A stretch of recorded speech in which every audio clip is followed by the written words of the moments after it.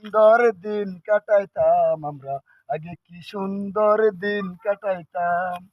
গ্রামের নৌজুয়ান আপনার তো নতুন নতুন কাপড় কিনতে কি করে? আপনি দেখেন না, ক্ষেত মিলে তো এই সোনার ফসল ফুটতে উঠছে আমাদের সোনার বাংলাদেশে।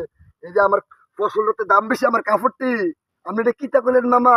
আমি তো কাপড় হচ্ছে মূল্যমান দেই ফসল নে, কেন জানেননি?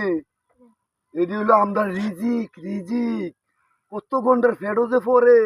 আর আল্লাহ বলছে কৃষকরে বলে আগে ব্যস্ত নিব, তো এর লেগিয়া এই কাপড় চোরের মায়া করি না। কেন জানো নি? এই সোনার ফসল দেখছো নি, এদিকে আমি খেতে মধ্যে গিয়ে রয়েছে, তো এটি যদি বাতাস না লাগে দান্ডি হইব, না, তো ভালো। বুঝছো নি? তো তুমি আমার লোক কাম করতে পারবে নি। কাম তো করতে পারি না।